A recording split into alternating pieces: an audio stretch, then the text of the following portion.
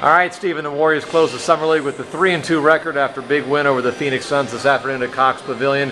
Another solid performance, a balanced scoring attack, 4 guys in double figures, 2 guys with double-doubles in Andre Brown and Kim Tilly, and 21 assists. Would you say this might have been the best Summer League performance of the campaign? Yeah, I think it was. After you're rushing so much at the beginning of the Summer League when you have 2 practices and then another day of two practices, and then you have 3 games in a row, and it's just hard to kind of get everything together and get the guys to gel and mesh. And then, we had a day off, and then we had another game, and we were better than the 4th game, and then the 5th game, it seemed like everything kind of came together. So, usually it takes a long time during a training camp for things to kind of come together the way that they did, and we have to shorten everything and try to get it done in a short period of time, but I thought they really came through today and showed that they've come together as a team. Now, Reggie Williams only played the first half today, scored 18 points, didn't play in the second half due to a strained right hamstring. He currently leads the Summer League in scoring. I guess a 2-part question. One is evaluate Reggie's Summer League performance overall, and does it mean anything to a guy like him who's led the NCAA in scoring 2 times before to maybe lead the Summer League in scoring?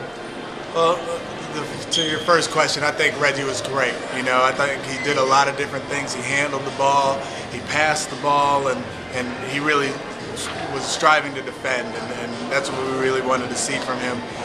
As far as his scoring, it seemed like he was pressing a little bit earlier during the camp, and then as the games went on, just like everybody else, he started to feel a bit more comfortable. And today he was really rolling in the first half and had some good looks, and was running him off screens, and he was making shots. And it was unfortunate that he tweaked his hamstring, late in the first half. But overall, I thought he was really, really good. And as far as importance to him, I think it's important anytime you're towards the top of any category in any situation.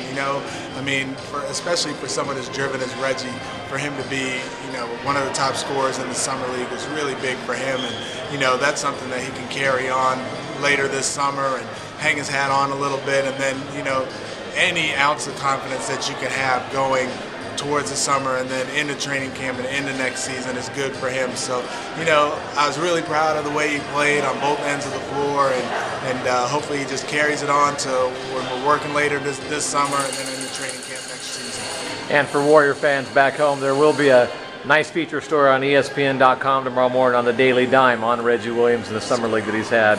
Now, today you extended your bench a little bit more. You probably necessitated because of some of the injuries we've had, but players such as Kashid Watson and Tremaine Ford-Townsend got a little court time today. We talked about this a little bit earlier, but is that important for you, especially coming in the last game, to maybe reward these guys that have been here for the past 10 days working hard to get them a little bit of court time? Yeah, coming into this game, I wanted to get those guys in because they hadn't been playing quite as much during the Summer League, and for them to come in and really contribute towards a win was great. Kashif was very aggressive offensively and got some stops defensively, and for Tremaine to go out there and play pick and roll the way we'd been playing it the whole time, and I was just able to plug him in, and he was rebounding and doing all the things that the other bigs were doing. So for those 2 guys mainly to get in the game, and I told the guys before the game, this is your last chance to show these people in the stands what you can do, and I think they really took advantage of it, and I was proud of those guys. Now that Summer League is over, we had probably 11 or 12 players on our Summer League squad that are probably going to go in various directions now.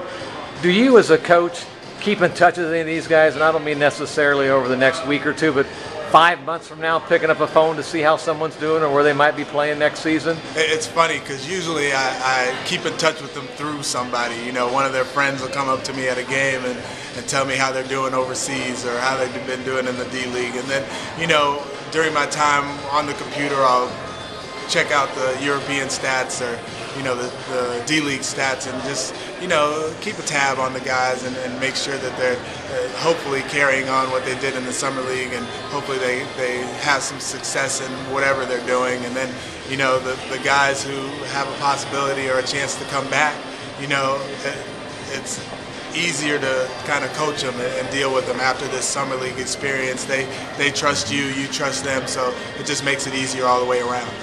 Now, we spoke about Reggie Williams and the outstanding Summer League he had. Were you surprised by any players on the Summer League roster that might have turned your head a little bit? Yeah, a few guys. Kim Tilly was a big surprise to us. Coming in, it's funny because we weren't even really sure if he was going to go past the first 2 days of two-a-days and be on the roster for the games. And I had to fill him in as a write-in vote towards the bottom of the rosters because he wasn't even on the roster. But he came in and listened and rebounded and just played hard and showed he had some athleticism and could make some outside shots. And he started to get more and more comfortable as the time went on. So it was really, really good to see him come from a guy who really wasn't even supposed to be on the roster to someone who was really contributing and you know, had a double-double tonight, so helped us win the game. And then Brian Chase, you know, slowly but surely came along. You know, earlier in the summer league, it looked like he was just trying to pass and get everybody involved. And you know, with the style that we play, it's important for our point guards to be very, very aggressive.